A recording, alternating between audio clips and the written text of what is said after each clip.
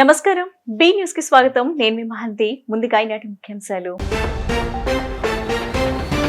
Veliganda project నిర్వాసితులు రైతులతో సమావేశమైన ముఖ్యమంత్రి చంద్రబాబు 4 జిల్లాల తలరాతలు మార్చే ప్రాజెక్ట్ వెలిగొండ అని సీఎం వెల్లడి. గత ప్రభుత్వ నిర్లక్ష్యం వల్లనే వెలిగండ ప్రాజెక్ట్ ఆలస్యమైందని విమర్శ. వైసీపీ పార్టీతో వ్యక్తిత్వంగా ఎటువంటి శత్రుత్వం లేదన్న డిప్యూటీ సీఎం పవన్. వారి విధి విధానాలను ప్రశ్నిస్తే తనపై వ్యక్తిగతంగా విమర్శలు చేస్తున్నారని జనసేనాని ఆగ్రహం. సంక్షేమ పథకాలకు వ్యతిరేకంగా కాదని, కానీ అర్హులైన వారికి పూర్తిగా అందాలనేది తమ విధానమని స్పష్టీకరణ. ఈ నెల 28న పల్స్ పోలియో కార్యక్రమం. 5 ఏళ్లలోపు ప్రతి చిన్నారికి తప్పనిసరిగా పోలియో చుక్కలు. పోలియో ఆదివారం కార్యక్రమాన్ని విజయవంతం చేయాలని కలెక్టర్ డాక్టర్ జి లక్ష్మీషా పిలుపు. అమరావతి ప్రాంతంలో ఉద్రిక్తతకు దారితీసిన వైసీపీ నేతల పర్యటన. పెనుమాక సందర్శనకు వచ్చిన వైసీపీ నేతల బృందాన్ని ఉండవల్లి వద్ద అడ్డుకున్న రాజధాని రైతులు. వాహనాలు ముందుకు వెళ్లకుండా రోడ్డుపై బైఠాయించి నిరసన తెలిపిన వైనం. 4 జిల్లాల తలరాతలు మార్చే ప్రాజెక్ట్ వెలిగొండ అని ముఖ్యమంత్రి చంద్రబాబు అన్నారు. గత ప్రభుత్వ నిర్లక్ష్యం వల్లే వెలిగొండ ఆలస్యమైందని 2027 నాటికి పనులన్నీ పూర్తి చేస్తామని సీఎం చంద్రబాబు హామీ ఇచ్చారు. ఈ రోజు దొర్నాల మండలం గంటవానిపల్లిలో వెలిగొండ ప్రాజెక్టు నిర్వాసితులు రైతులతో సీఎం సమావేశమయ్యారు. అనంతరం మాట్లాడుతూ నీళ్లు లేక చాలా మంది ఫ్లోరైడ్ వాటర్ తాగుతున్నారని, కృష్ణానది జలాలు ఈ ప్రాంతానికి వస్తాయని ఎవరూ ఆలోచన చేసి ఉండరని తెలిపారు.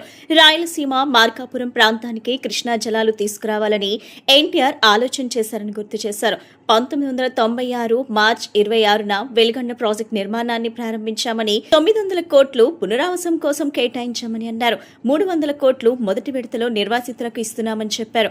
మార్కాపురం జిల్లా అభివృద్ధి చేసే బాధ్యత నాది. మీ కంటికి కనిపించే నాయకుల్ని చూడొద్దు, నన్ను చూడండి, పార్టీని చూడండి, ఎన్టీఆర్ కూటమిని చూడండి. మీ ఆమోదం లేకపోతే ఎవరిని నేను ఆమోదించను.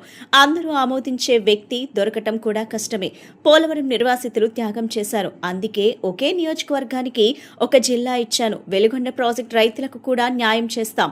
వెలిగొండ ప్రాజెక్టు రైతులు రాష్ట్రానికి ఆదర్శమని సీఎం చంద్రబాబు నాయుడు పేర్కొన్నారు. మనం సంతోషంగా ఉండాలంటే మీ అందరి ఆరోగ్యం బాగుండాలి. మీ ఆరోగ్యం కోసం, రాష్ట్రంలో ఉండే ప్రతి ఒక్కరి ఆరోగ్యం కోసం సంజీవిని ప్రాజెక్టు తీసుకొచ్చాం. ఈరోజు మీరు గుర్తుపెట్టుకుంటే ప్రపంచంలో ఉండే ఆరోగ్యానికి సంబంధించిన విషయాల్ని, నాలెడ్జ్ని మీ ఇంటి ముందర మీకు అప్పజెప్పే బాధ్యత నేను తీసుకుంటానని చెప్పి మీ అందరికీ హామీ ఇస్తున్నా. సంజీవని అనేది ప్రతి ఒక్కరికి ఉత్తమ, వేగవంతమైన వైద్య సేవలు అందించే సమగ్ర డిజిటల్ ఆరోగ్య వేదిక. ఇందులో ప్రివెంటివ్ ఉంటుంది, డిటెక్టివ్ ఉంటుంది, క్యూరేటివ్ ఉంటుంది. ఎక్కడికక్కడ మీకు అందుబాటులో మీరు ఈరోజు ఎట్లయితే మన మిత్ర హాయ్ అంటే మీకు ఏ పని కావాలన్నా చేస్తున్నాయో, రేపు మీకు ఒక ఏఐ డాక్టర్ కూడా ఉంటాడు, మామూలు ఫ్యామిలీ డాక్టర్ కూడా ఉంటాడు. ఎప్పుడు కావాలంటే అప్పుడు ఫోన్లోనే మాట్లాడుకొని మీ పనులన్నీ చేసే బాధ్యత నేను తీసుకుంటా. సరిగా చేశారా లేదా అని ఆడిట్ కూడా చేస్తాం. పిఎస్సిల నుంచి జిల్లా ఆసుపత్రి వరకు, ఆరోగ్య ఉప కేంద్రం నుంచి సూపర్ స్పెషాలిటీ సేవల వరకు మొత్తం ఆరోగ్య వ్యవస్థ ఒక డిజిటల్ వేదిక పైన అనుసంధానం చేస్తున్నాం. ఎన్సిడి స్క్రీనింగ్, ఆర్బిఎస్కే, మాతృ శిశు ఆరోగ్య సేవలు, 108 ఎమర్జెన్సీ, 104 మొబైల్ మెడికల్ యూనిట్లు, ఈ ఔషధి, ఇలా అన్నిటినీ డిజిటల్ ప్లాట్ఫామ్ మీద తీసుకొస్తాం. మొన్ననే జూలై 3వ తారీఖున పోయిన సంవత్సరం వైసీపీ పార్టీతో వ్యక్తిగతంగా ఎటువంటి శత్రుత్వం లేదని, వారి విధి విధానాలను ప్రశ్నిస్తే తమపై వ్యక్తిగతంగా విమర్శలు చేస్తున్నారని జనసేన అధినేత పవన్ కళ్యాణ్ మండిపడ్డారు. సంక్షేమ పథకాలకు వ్యతిరేకం కాదని, కానీ అర్హులైన వారికి పూర్తిగా అందాలనేదే తమ విధానమని పవన్ స్పష్టం చేశారు. గతంలో ప్రభుత్వ ఆసుపత్రుల అభివృద్ధిని ఎవరూ పట్టించుకోలేదని, ఇప్పుడు ఎన్డీఏ ప్రభుత్వంలో ప్రభుత్వ ఆసుపత్రులపై దృష్టి సారించినట్లు చెప్పారు. పార్టీ సిద్ధాంతాల కోసం పనిచేసే వారికి మరిన్ని పదవులు దక్కుతాయని పవన్ స్పష్టం స్పష్టం చేశారు. ఎన్నో ఏళ్లుగా పార్టీ కోసం కష్టపడుతున్న కార్యకర్తలను గుర్తించి వారి ఎదుగుదలకు సహాయం చేస్తామని జనసేన అధినేత పవన్ కళ్యాణ్ అన్నారు. మంగళగిరిలో నిర్వహించిన జనసేన నిర్మాణ సారథుల సమాచార సేకరణ కమిటీ కార్యాచరణ సమావేశానికి హాజరైన జనసేన అధినేత ఉప ముఖ్యమంత్రి పవన్ కళ్యాణ్ జన సైనికులకు పలు సూచనలు చేశారు. జనసేవ నిర్మాణ సారథుల సమాచార సేకరణ కమిటీ సభ్యుల ఎంపిక గురించి మాట్లాడారు. క్షేత్రస్థాయిలో పనిచేసే వారి వివరాలు, సమాచారాన్ని ఎప్పటికప్పుడు పారదర్శకంగా సేకరించడమే కమిటీల బాధ్యత అని పవన్ అన్నారు. కమిటీల ఎంపికపై కొందరు విమర్శలు చేస్తున్నారని, అది సరికాదని తెలిపారు. ఎన్నో ఏళ్లుగా కష్టపడుతున్నారనే దాన్ని బేరీజు వేసుకునే ఎంపిక జరిగిందన్నారు. కమిటీలో ఉన్న వారికి త్వరలోనే విధి విధానాలు అందిస్తామన్నారు. క్షేత్రస్థాయిలో సేకరించిన సమాచారాన్ని పవన్ దృష్టికి తేవాలన్నారు. కమిటీలో ఉన్నవారికి త్వరలోనే విధి విధానాలు అందిస్తామన్నారు. క్షేత్రస్థాయిలో సేకరించిన సమాచారాన్ని పవన్ దృష్టికి తేవాలన్నారు. ఎన్నో ఏళ్లుగా కష్టపడుతున్న వారిని గుర్తించాలని, అటువంటి కార్యకర్తలకు నాయకత్వం గుర్తించకపోతే ఎలా అని పవన్ హితవు పలికారు. కార్యకర్త ఎదిగేందుకు మనమంతా సాయం చేయాలని, నిజమైన కార్యకర్తలపై ప్రేమ, అభిమానం చూపించాలన్నారు. పార్టీ కోసం నిస్వార్థంగా శ్రమించే వారికి గుర్తింపు ఇస్తామన్నారు. పార్టీ సిద్ధాంతాల కోసం పనిచేసే వారికి మరిన్ని పదవులు వస్తాయని స్పష్టం చేశారు. జనసేన పార్టీలో 18,000 మంది సాధకులు ఉన్నారన్నారు. ఏ ఉద్యమమైనా కొత్త తరానికి విస్తరించాలని, లేకుంటే ఎదుగుదల ఉండదని పవన్ తెలిపారు. అందుకు కులాల ఐక్యత మాట్లాడుతున్నప్పుడు చాలా మంది వైసీపీ నాయకులు నేను కులాల గురించి మాట్లాడతానంటే, బాబు ఈ కులాలు నేను ప్రారంభించాను చెప్పండి. నిజంగా నాకు ఒక కులం కోసమే ఉండే వ్యక్తిని అయితే బాలినేని గారు ఎందుకు వస్తారు జనసేనలోకి? అంటే ఏముంటుంది, ఆయన ఏం చూసి ఉండాలి ఆయనలో? ఈ వ్యక్తి అందరి కోసం పనిచేస్తాడు, ఆ నమ్మకం లేకపోతే ఎందుకు వస్తారు? వైసీపీ పార్టీ కూడా నాకు వ్యక్తిగతంగా నాకు వాళ్ళు ఎవరితో శత్రుత్వం లేదు. నాకు వాళ్ళు ఎవరితో నాకు కోపాలు ఉండవు వాళ్ళ మీద. కాకపోతే ఏముంటుందో వాళ్ళ విధి విధానాల మీద నాకు విసుకుంటాం. పర్సనల్గా అటాక్లు చేయటం, దీనివల్ల ఏమైపోద్దంటే ఒకసారి నేను గట్టిగా ఉండమని చెప్తాను, మెత్తగా ఉండాలి, కానీ మరీ ఇంకా మౌనంగా ఉన్నా ఒకసారి ఏమిటో వాళ్ళకి పేటరేగిపోతూ ఉంటారు. ఒకసారి మనం కూడా కొన్ని సందర్భాల్లో చాలా ధీటుగా సమాధానం చెప్పాల్సిన అవసరం ఉంది. ఎదుటి వ్యక్తి మాట్లాడే విధానాన్ని బట్టి మనం కూడా చెప్పాల్సి వస్తుంది. ఈ మధ్య నానాజీ గారు మాట్లాడింది చూశాను. అంటే అలాంటిది అంటే అందరూ ఆయన అంటారు మీరు ఎక్కువ మాట్లాడేసరి మాట్లాడుతూ ఉంటే నేను మీరు ఎంత మాట్లాడారు మీకు చెప్పాలి, వీడియోస్ పంపించాలి మీకు. నేను నానాజీ గారు మాట్లాడుతూ కూర్చోబెట్టి మేము ఎంకరేజ్ చేసాం, కానీ మీరు ఎన్ని మాటలు మాట్లాడారు? ఆయన ప్రాంతంలోనే ఉండే ఒక వైసీపీ ఎమ్మెల్యే ఏం మాట్లాడారు మీరు? మేము మర్చిపోయాం అనుకుంటున్నావా?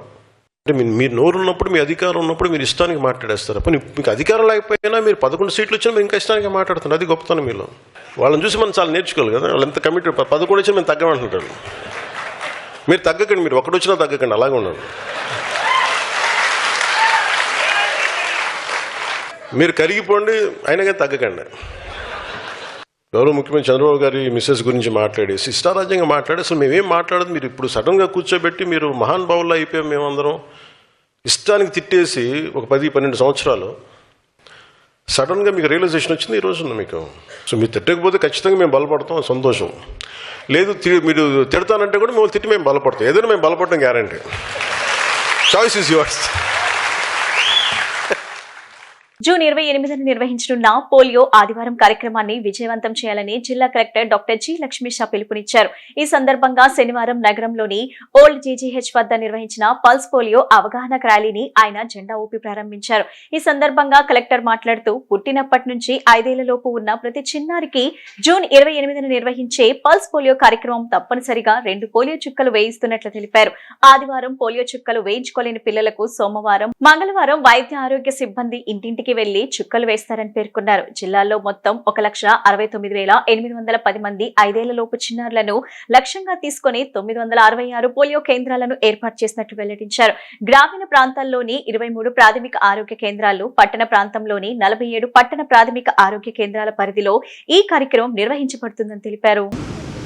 ప్రతి ఒక్కరూ చిన్నపిల్లలకి పోలియో డ్రాప్స్ వేయించడానికి ప్రతి ఒక్కరూ ముందుకు రావాలని కోరుతూ ఈరోజు శనివారమే అవేర్నెస్ క్యాంపు చేపడుతున్నాము. ఎన్టీఆర్ జిల్లాలో రాష్ట్ర వ్యాప్తంగా అలాగే దేశవ్యాప్తంగా పోలియో చుక్కలని వచ్చే భానువారం 28వ తారీఖు పిల్లలకి 5 సంవత్సరాల లోపల ఉన్న పిల్లలకి ప్రతి ఒక్కరికి పోలియో చుక్కలు వేయించండి. దీని ద్వారా వాళ్ళు భవిష్యత్తు బాగుంటుంది, వాళ్ళ ఆరోగ్యం బాగుంటుంది. కాబట్టి ఈ విషయంలో ప్రతి ఒక్కరూ ముందుకు రావాలి. ఎన్టీఆర్ జిల్లాలో ఇప్పటికే చూసుకుంటే 997 సెంటర్లో కేంద్రాలలో రేపు ఉదయం మార్నింగ్ 6 గంటల నుంచే పోలియో చుక్కలు వేయడం జరుగుతుంది. దాదాపుగా 4500 మంది సిబ్బందిని ఫీల్డ్లో నియమించడం జరిగింది. అర్బన్, రూరల్ ఏరియాలో, అలాగే బస్ స్టాండ్స్, రైల్వే స్టేషన్, అన్ని పిహెచ్సిస్, ఆల్ గవర్నమెంట్ ఇన్స్టిట్యూషన్స్ ప్రతి దగ్గర, అలాగైతే పబ్లిక్ కూడా గ్యాదరింగ్ ఏరియా ఎక్కడ ఉంటుందో అక్కడంతా కూడా పోలియో చుక్కలు వేయడానికి సిబ్బంది సిద్ధంగా ఉంటారు. దయచేసి చిన్నపిల్లల్ని తీసుకుని ట్రావెల్ చేస్తున్న వాళ్ళు, అలాగే బయట నుంచి వస్తున్న వాళ్ళు, ఈవెన్ ఇక్కడ వాళ్ళైనా బయట వాళ్ళైనా కూడా పోలియో చుక్కలు వేయడానికి వచ్చినప్పుడు ఆ పోలియో చుక్కల్ని చిన్నపిల్లలకి వేసేలాగా ప్రతి ఒక్కరు సహకరించాలని కోరుకుంటూ, పోలియో చుక్కల్ని ప్రతి ఒక్కరికి వేయిస్తూ సమాజాన్ని ఆరోగ్యవంతంగా, అలాగే పిల్లల భవిష్యత్తుని బ్రైట్గా చేయడానికి ప్రతి ఒక్కరు సహకరించాలని కోరుతున్నాను. అమరావతి ప్రాంతంలో వైసీపీ నేతల పర్యటన ఉద్రిక్తకు దారితీసింది. ఈ రోజు పెనుమాక సందర్శనకు వచ్చిన వైసీపీ నేతల బృందాన్ని ఉండవల్లి వద్ద రాజధాని రైతులు అడ్డుకున్నారు. వాహనాలు ముందుకు వెళ్లకుండా రోడ్డుపై బైఠాయించి నిరసన వ్యక్తం చేశారు. ఈ సందర్భంగా రాజధాని ద్రోహి జగన్ గో బ్యాక్ అంటూ రైతులు నినాదాలు చేశారు. వైసీపీ నేతలు ఏ మొహం పెట్టుకుని రాజధానికి వస్తారని ప్రశ్నించారు. మావిగన్ వ్యాఖ్యలను వెనక్కి తీసుకోవాలని డిమాండ్ చేశారు. నల్ల బ్యాడ్జీలు ధరించి వైసీపీ నేతల పర్యటనకు వ్యతిరేకంగా ఆందోళన చేపట్టారు. అమరావతిని రాజధానిగా అంగీకరించిన తర్వాతే పర్యటించాలని అన్నదాతలు డిమాండ్ చేశారు. రాజధాని రైతులు వైసీపీ శ్రేణుల మధ్య తోపులాట చోటు చేసుకుంది. అనంతరం ఇరు వర్గాల మధ్య రాళ్లదాడులు జరిగాయి. ఈ ఘటనలో ఓ కానిస్టేబుల్ గాయపడగా ఆయన చికిత్స నిమిత్తం ఆసుపత్రికి తరలించారు. పరిస్థితిని అదుపులోకి తీసుకొచ్చేందుకు పోలీసులు భారీగా మోహరించి భద్రతను కట్టుదిట్టం చేశారు. ప్రస్తుతం కూటమి ప్రభుత్వాన్ని సవాల్ చేయడంలో ప్రతిపక్ష నాయకులుగా రాహుల్ గాంధీ విజయం సాధించారని, రానున్న 2029 ఎన్నికల్లో రాహుల్ గాంధీ ప్రధాని అవ్వటం తథ్యమని ఏపీసీసీ ఉపాధ్యక్షులు కొలనుకొండ శివాజీ అన్నారు. విజయవాడలో ఆయన మీడియాతో మాట్లాడుతూ 2 సంవత్సరాల కాలంలో బీజేపీ కూటమి ప్రభుత్వాన్ని రాహుల్ గాంధీ సమర్థవంతంగా ఎదుర్కొన్నారని, 2029 ఎన్నికల్లో బీజేపీ కూటమి ప్రభుత్వాన్ని తప్పకుండా మట్టి కపిస్తారని జ్యోతిష్యం చెప్పారు. బీజేపీ మోడీ ప్రభుత్వంలో అయోధ్య రామ మందిర నిర్మాణానికి సంబంధించి ఆర్థిక అవినీతి జరిగిందని తీవ్ర ఆరోపణలు చేస్తూ విరాళాల రూపంలో వచ్చిన బిలియన్ల రూపాయల దుర్వినియోగం అయ్యాయని పేర్కొన్నారు. గల్లంతైన నిధుల విషయంలో పారదర్శకత, జవాబుదారీతనం ఉండేలా చూడటానికి పోలీస్ టాస్క్ ఫోర్స్ కు బదులుగా ఒక సిట్టింగ్ జడ్జి నేతృత్వంలో అధికారిక విచారణ జరిపించాలని డిమాండ్ చేశారు. అంతేకాకుండా వక్ఫ్ సవరణ చట్టం ద్వారా మైనార్టీ భూములపై కఠినమైన పర్యవేక్షణ అమలు చేస్తూ ఆలయ ట్రస్టులను అదే స్థాయిలో పర్యవేక్షించడంలో మోడీ ప్రభుత్వం విఫలమైందన్నారు. అయోధ్య రామ జన్మ భూమి గురించి పత్రికల్లో వార్తలు వస్తున్న విషయం మీ ద్వారా మా ద్వారా ప్రజలకి తెలుసు. శతాబ్దాలుగా రాముడి జన్మభూమి అని అందరికీ తెలిసిన విషయమే. బీజేపీ పుట్టుక, బీజేపీ నిర్మాణం, బీజేపీ అధికారంలోకి రావటం, రామ జన్మభూమి ప్రతిష్ట దగ్గర నుంచి, శంకుస్థాపన ప్రతిష్ట దగ్గర నుంచి అన్నీ మోడీ గారే దగ్గరుండి నిర్వహించాడు. మేమేమంటామంటే దాదాపు అందులో 5,000 కోట్ల రూపాయలు లెక్కలు లేకుండా పోయినాయని, ఆడిట్ జరగలేదని, దీన్ని తిరుమల తిరుపతి దేవస్థానం తరహా అకౌంటింగ్లో ట్రాన్స్పరెన్సీ లేదని పత్రికల్లో వార్తలు గుప్పుకుంటా ఉంటే సిట్ నిర్వహించడం, ఏర్పాటు చేయడం జరిగింది. మేమేమంటామంటే సిట్ కాదయ్యా, సిట్టింగ్ న్యాయమూర్తి కావాలంటా ఉన్నాం. భారతదేశంలో పేరెనిక గన్న శివసేన హిందూ పార్టీ అయ్యా మేము 4 కేజీల ఎండి ఇటుక ఇచ్చాము, నగదు ఇచ్చాము, కోట్లాది రూపాయలు నగదు ఇచ్చాము, దానికి రసీదు ఇవ్వలేదని చెప్పి చెబుతూ ఉన్నారు. అనేక సంస్థలు ఆ విధంగా చెబుతూ ఉన్నాయి. దానికి అయోధ్య రామాలయ తీర్థక్షేత్ర ట్రస్ట్ ప్రధాన కార్యదర్శి చంపత్ రాయ్, ఆర్ఎస్ఎస్ ప్రచారకు, విశ్వ హిందూ పరిషత్ వైస్ ప్రెసిడెంటు, ఆయన తన బినామీలను పెట్టుకొని,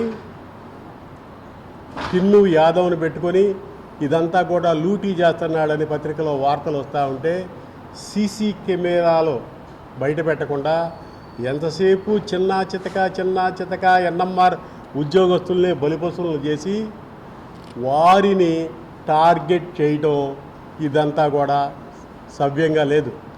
మీ ద్వారా మేము కేంద్ర ప్రభుత్వాన్ని ఒకటే కోరుతా ఉన్నాం.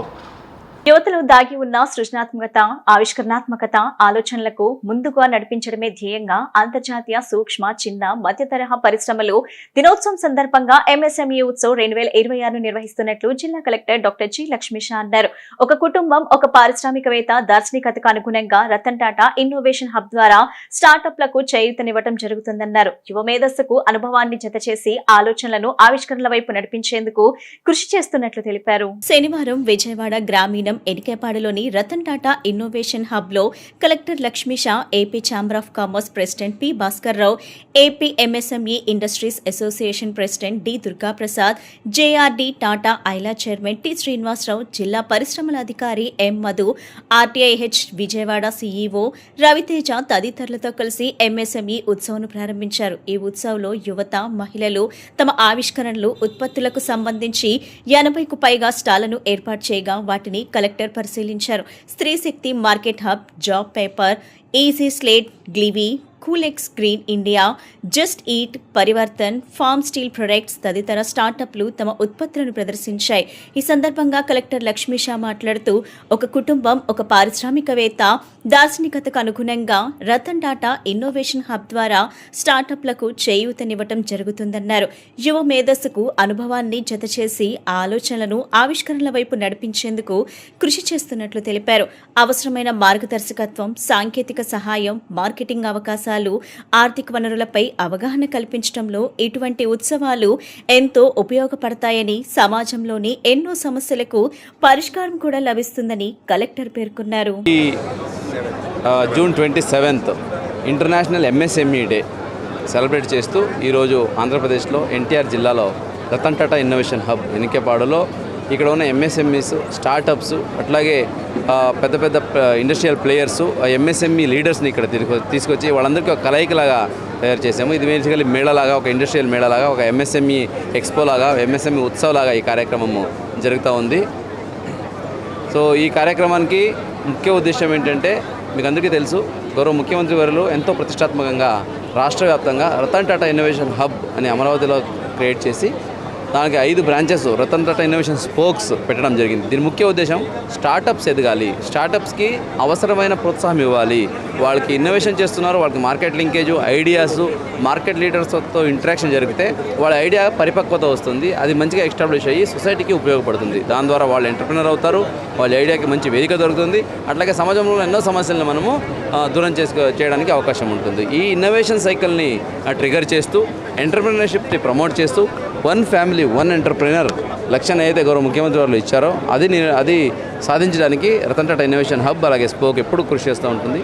ఈ కృషికి తోడుగా ఎన్టీఆర్ జిల్లాలో ఈరోజు ఇంటర్నేషనల్ ఎంఎస్ఎంఈ డే పురస్కరించుకొని ఇక్కడ ఉన్న ఇండస్ట్రియల్ లీడర్సు, మార్కెట్ ప్లేయర్సు, అలాగే ఏపీఐసి ఇండస్ట్రియల్ పార్క్స్, వీళ్ళందరితో సహకారంతో, వాళ్ళందరిది సహకారం అలాగే సపోర్ట్తో ఈరోజు రతన్ టాటా ఇన్నోవేషన్ స్పోక్ విజయవాడ ఎనికేపాడులో ఈ innovation MSME innovation hub Mela పెట్టడం జరిగింది. దీంట్లో ఇప్పుడు చూస్తే ఎంతోమంది ఇన్నోవేటర్స్, చిన్న చిన్న యూనివర్సిటీ వచ్చిన పిల్లలు కావచ్చు, అలాగే మహిళలు కావచ్చు, అలాగే ఆల్రెడీ ఎస్టాబ్లిష్ ఇండస్ట్రియల్స్ కావచ్చు, వాళ్ళందరికీ మంచి ఐడియాస్ ఉంటాయి.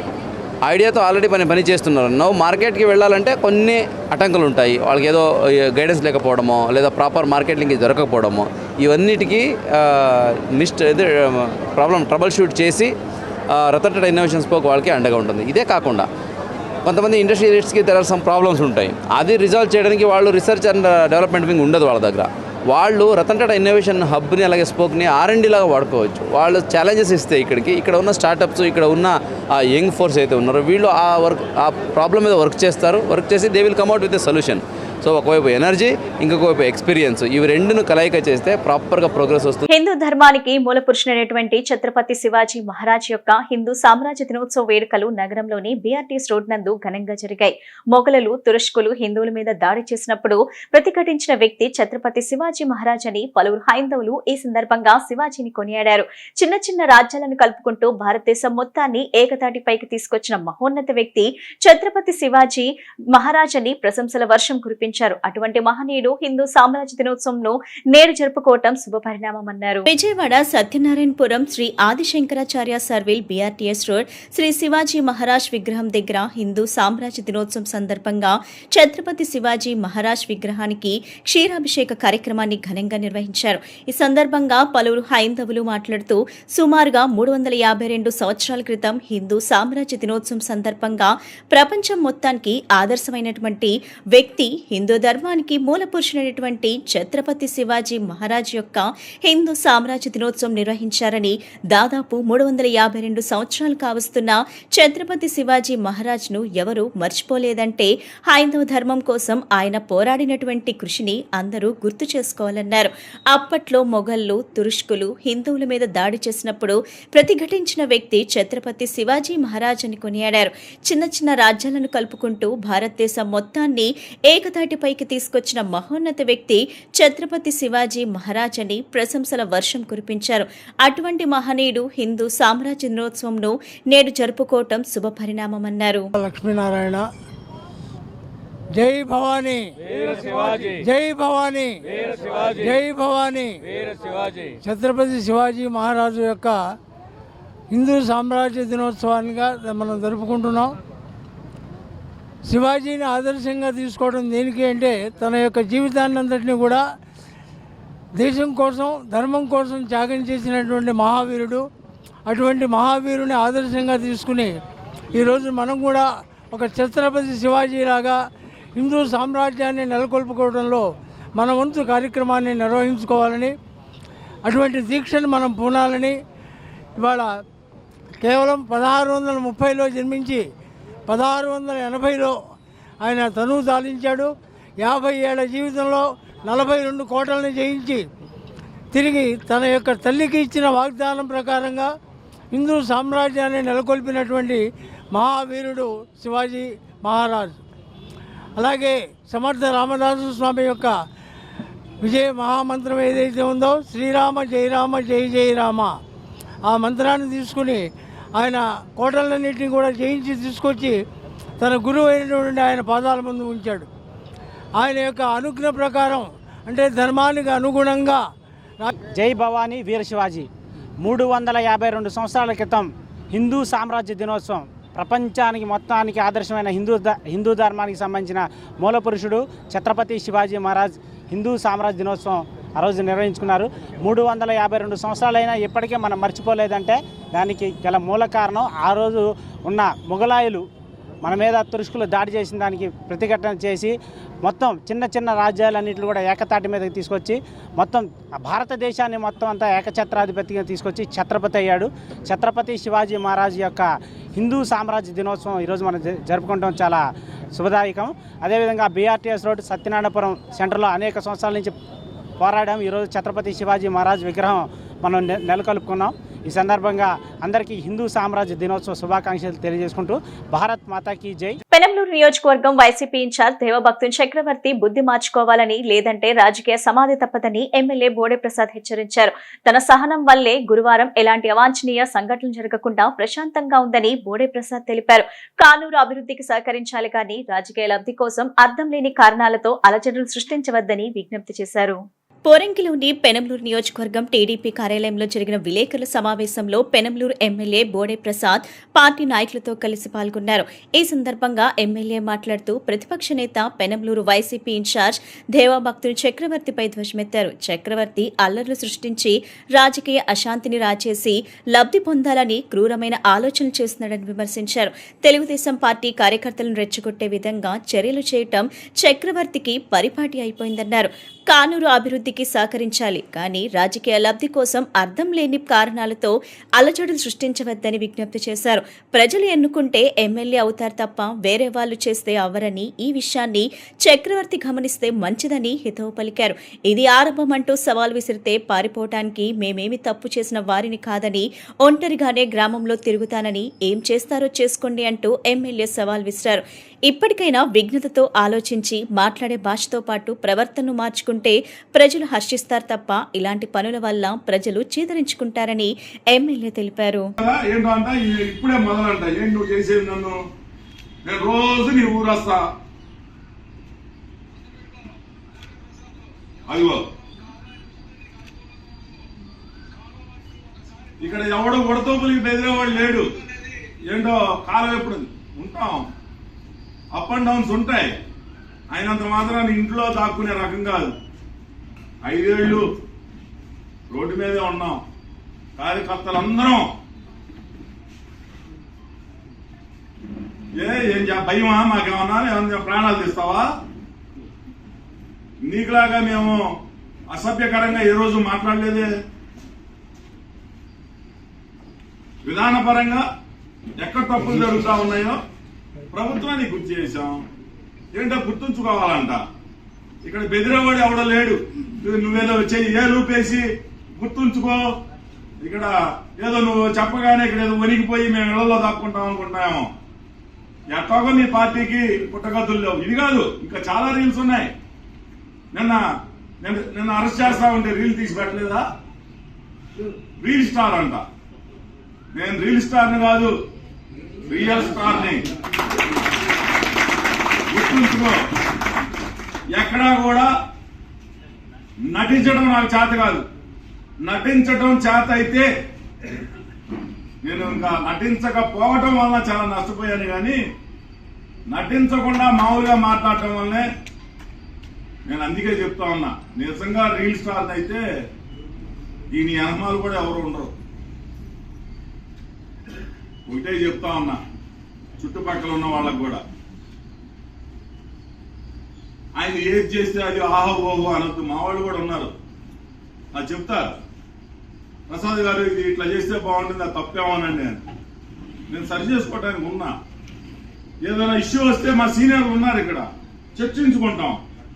ఆఖరికి ఏదైనా ప్రెస్ లో మాట్లాడాలన్నా చర్చించుకుంటాం. కనీసం నీ తండ్రి మాటేనో, నీ సహచరుల మాటేనో, నీ పార్టీ సీనియర్ల మాటేనో. రైతు సంక్షేమమే కూటమి ప్రభుత్వ లక్ష్యమని గుడివాడ ఎమ్మెల్యే వెనిగండ్ల రాము అన్నారు. PACS లో కేవలం రుణాలు ఇచ్చే సంస్థలు కాదు, రైతులకు, గ్రామ ప్రజలకు బహుళ సేవలు అందించే కేంద్రాలుగా మారాలన్నారు. కౌతవరం PACS ఆధ్వర్యంలో RO వాటర్ ప్లాంట్ ఏర్పాటు చేయడం అభినందనీయమన్నారు. గుడ్లవల్లేరు మండలం కౌతవరం గ్రామంలోని ప్రాథమిక వ్యవసాయ సహకార పరిమితి సంఘం ఆధ్వర్యంలో సంఘ ప్రాంగణంలో నూతనంగా ఏర్పాటు చేసిన PACS RO వాటర్ ప్లాంట్ ను గుడివాడ ఎమ్మెల్యే వెనిగండ్ల రాము శనివారం ఉదయం ప్రారంభించారు. ముందుగా పూజా కార్యక్రమాలు నిర్వహించిన ఎమ్మెల్యే రాము సంఘ సభ్యులతో కలిసి వాటర్ ప్లాంట్ శిలాఫలకాన్ని ఆవిష్కరించారు. అనంతరం ప్లాంట్ ను పరిశీలించి నీటి నాణ్యతను స్వయంగా తనిఖీ చేశారు. సాయికృష్ణ లాకప్ డెత్ వ్యవహారంపై CBI విచారణ జరిపించాలని మాజీ ఎమ్మెల్యే మల్లాద్ విష్ణు ప్రభుత్వాన్ని డిమాండ్ చేశారు. నేరం చేసిన పోలీసులపై మళ్లీ పోలీసులతోనే సిట్ విచారణ చేస్తే నిజాలు ఎప్పటికీ బయటకు రావని అన్నారు. ఈ ఘటనకు బాధ్యత వహిస్తూ హోంమంత్రి వెంటనే తన పదవికి రాజీనామా చేయాలని మల్లాద్ విష్ణు డిమాండ్ చేశారు. సాయికృష్ణ లాకప్ డెత్ వ్యవహారంపై CBI విచారణ జరిపించాలని డిమాండ్ చేస్తూ విజయవాడ ధర్నా చౌక్ వద్ద మాజీ ఎమ్మెల్యే మల్లాద్ విష్ణు ఆధ్వర్యంలో ధర్నా నిర్వహించారు. ఈ సందర్భంగా మల్లాద్ విష్ణు మాట్లాడుతూ పోలీస్ స్టేషన్లో సాయికృష్ణను కొట్టి చంపినట్లు తీవ్ర ఆరోపణలు వస్తున్నాయని, కనీసం పంచనామా కూడా నిర్వహించకుండానే శవాన్ని మాయం చేశారని మండిపడ్డారు. నేరం చేసిన పోలీసులపై మళ్లీ పోలీసులతోనే సిట్ విచారణ చేయిస్తే నిజాలు ఎప్పటికీ బయటికి రావని, అందుకే ఈ కేసును CBIకి అప్పగించాల్సిందేనని ఆయన స్పష్టం చేశారు.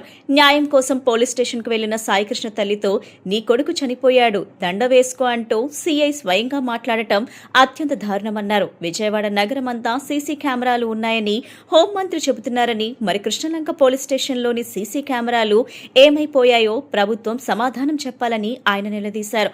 ఈ ఘటనకు బాధ్యత వహిస్తూ హోంమంత్రి వెంటనే తన పదవికి రాజీనామా చేయాలని మల్లాద్ విష్ణు డిమాండ్ చేశారు. జరిగినటువంటి సర్కారీ హత్య మీద YSR Congress party CBI enquiry ఇవ్వాలి అని చెప్పి డిమాండ్ చేస్తా ఉన్నాం. మేమంటమే కాదు, వాళ్ళ కుటుంబ సభ్యులు కూడా నిన్న కోర్టులో పిటిషన్ దాఖలు చేశారు. CBI ఎంక్వైరీ ద్వారానే, CBIకి సంబంధించినటువంటి ఇన్వెస్టిగేషన్ చేయడం ద్వారానే దీనికి సంబంధించినటువంటి నిజానిజాలన్నీ కూడా బయటకు వస్తాయి. ఈ సిట్టు మూలంగా ఉపయోగం ఏముంది? ఎవరైతే కింది స్థాయిలో పోలీస్ అధికారులు ఉన్నారో వాళ్ళు చేసినటువంటి కార్యక్రమాలని పోలీసులు సమర్థిస్తారు తప్ప పోలీసులు ప్రజలని సమర్థించేటటువంటి పరిస్థితి లేదు. దానికి ఉదాహరణే 45 రోజుల పాటు పోలీస్ యంత్రాంగం, హోంశాఖ మౌనం వహించింది కింద నుంచి పై వరకు. దీనికి ఎవరు బాధ్యత వహిస్తారు? మేము అడుగుతా ఉన్నాం. పోలీస్ స్టేషన్లో CC ఫుటేజీలు ఎందుకు మాయం చేయవలసి వచ్చింది? సుప్రీంకోర్టు జడ్జిమెంట్ ప్రకారం 18 మాసాల పాటు సీసీ ఫుటేజీలు రికార్డుగా ఉండాల్సినటువంటిది ఎందుకని కృష్ణలంక పోలీస్ స్టేషన్లో సీసీ ఫుటేజీలు మాయం చేశారు, ఎందుకు హాస్పిటల్స్ చుట్టూ తిప్పారు, ఆ హాస్పిటల్స్ దగ్గరికి వెళ్ళినటువంటి సందర్భంలో 2-3 కానిస్టేబుల్స్ తీసుకెళ్లారు అని చెప్పి వార్తలు వస్తూ ఉన్నాయి. ఏ రకంగా తీసుకెళ్లారు, ఏ రకంగా ట్రీట్మెంట్ చేయాలని ప్రయత్నం చేశారు, దానికి సంబంధించినటువంటి సీసీ కెమెరాలు సీసీ ఫుటేజీలు కావాలి. హోటల్లో పెట్టి ట్రీట్మెంట్ ఇచ్చారు కొట్టారు అని చెప్పారంటారు, ఆ హోటల్కి సంబంధించినటువంటిది కావాలి. అలాగే డెడ్ బాడీని అనాథ శవంగా క్రియేట్ చేయడం కోసం బస్టాండ్కి తీసుకుని వెళ్ళి ఒక అనాథ శవంగా అక్కడ పడేసి సిఆర్పిసి ప్రకారం మీరు ఎందుకుని దాన్ని తూచా తప్పకుండా అమలు చేయలేపారు. ఒక అనాథ శవం కనబడితే ఏ మతానికి సంబంధించిన వాళ్ళు, ఏ కులానికి సంబంధించిన వాళ్ళు, ఎవరికి సంబంధించిన వాళ్ళు అని చెప్పని దానికి సంబంధించినటువంటి మొత్తం అంతా కూడా సమాచారం తీసుకుని కృష్ణలంక పోలీస్ స్టేషన్లో రౌడీ షీట్ ఉన్నటువంటి వ్యక్తిని ఒక అనాథ శవంగా బస్టాండ్లో పడేస్తే బస్టాండ్లో వాళ్ళు సమాచారం ఇచ్చారని చెప్పంటే మీ కృష్ణలంక పోలీసులకి తెలీదా? మీకు సంబంధించినటువంటి రౌడీ షీటర్ అక్కడ చనిపోయి ఉన్నాడు అని చెప్పని తెలీదా? అనాథ శవంగా ఎలా ట్రీట్ చేశారు, అనాథ శవంగా ఎలా క్రియేట్ చేశారు, దాని మీద ఎంక్వైరీ జరగాలి. అక్కడి నుంచి నెక్స్ట్ స్టేజ్ శ్మశానానికి తీసుకెళ్లారు. శ్మశానంలో కూడా రూల్స్ అండ్ రెగ్యులేషన్. మొహరం ముగింపు రోజు షహదత్ సందర్భంగా కొండపల్లిలో పీర్ల ఊరేగింపు నిర్వహించారు. ఈ ఊరేగింపులో కుల మతాలకు అతీతంగా అందరూ పాల్గొని పీర్లకు మొక్కుబడులు సమర్పించారు. సాంప్రదాయబద్ధంగా సాగిన ఈ పీర్ల ఉత్సవంలో పలువురు కూటమి నేతలు పాల్గొన్నారు. కొండపల్లిలో పీర్ల ఊరేగింపు మొహరం పర్వదినాన్ని పురస్కరించుకొని పీర్ల ఊరేగింపు నిర్వహించారు. పీర్ల చావిడి నుండి తెచ్చిన పీర్లను ప్రత్యేకంగా అలంకరించారు. అనంతరం సాంప్రదాయబద్ధంగా ఊరేగింపు నిర్వహించారు. కొండపల్లిలోని పలు వీధుల మీదుగా ఈ ఊరేగింపు సాగింది. ఇస్లాం మత ప్రార్థనల నడుమ సాగిన ఈ పీర్ల ఉత్సవంలో కొండపల్లి పురావాసులు కులమతాలకు అతీతంగా పాల్గొన్నారు. పీర్లను దర్శించుకుని చక్కెర సమర్పించి మొక్కులు తీర్చుకున్నారు. ఈ కార్యక్రమంలో తెలుగుదేశం పార్టీ నాయకుడు జంపాల సీతారామయ్య, సూఫీ మత గురువు ఆల్తాఫ్ బాబా, జనసేన మైలవరం నియోజకవర్గ ఇన్ఛార్జ్ అక్కల రామ్మోహన్ రావు, బీజేపీ రాష్ట్ర మైనార్టీ అధ్యక్షుడు సయ్యద్ భాషా, బీజేపీ పట్టణ అధ్యక్షురాలు మాధురి, కోఆప్షన్ సభ్యుడు మెహబూబ్, స్థానిక ముస్లిం నాయకులు, మత పెద్దలు, గ్రామస్తులు పాల్గొన్నారు.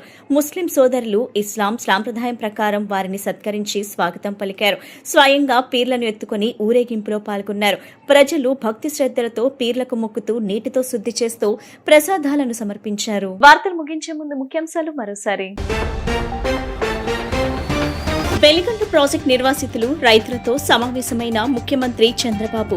4 జిల్లాల తలరాతలు మార్చే ప్రాజెక్ట్ వెలిగొండ అని సీఎం వెల్లడి. గత ప్రభుత్వ నిర్లక్ష్యం వల్లనే వెలిగండ ప్రాజెక్ట్ ఆలస్యమైందని విమర్శ. వైసీపీ పార్టీతో వ్యక్తిత్వంగా ఎటువంటి శత్రుత్వం లేదన్న డిప్యూటీ సీఎం పవన్. వారి విధి విధానాలను ప్రశ్నిస్తే తనపై వ్యక్తిగతంగా విమర్శలు చేస్తున్నారని జనసేనాని ఆగ్రహం. సంక్షేమ పథకాలకు వ్యతిరేకంగా కాదని, కానీ అర్హులైన వారికి పూర్తిగా అందాలనేది తమ విధానమని స్పష్టీకరణ. ఈ నెల 28న పల్స్ పోలియో కార్యక్రమం. 5 ఏళ్లలోపు ప్రతి చిన్నారికి తప్పనిసరిగా పోలియో చుక్కలు. పోలియో ఆదివారం కార్యక్రమాన్ని విజయవంతం చేయాలని కలెక్టర్ డాక్టర్ జి లక్ష్మీషా పిలుపు.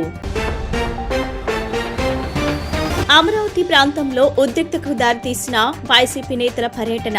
పెనుమాక సందర్శనకు వచ్చిన వైసీపీ నేతల బృందాన్ని ఉండవల్లి వద్ద అడ్డుకున్న రాజధాని రైతులు. వాహనాలు ముందుకు వెళ్లకుండా రోడ్డుపై బైఠాయించి నిరసన తెలిపిన వైనం. ఈ బులెటిన్ ఇంతటితో సమాప్తం. తిరిగి మరో బులెటిన్ కలుద్దాం. నమస్కారం.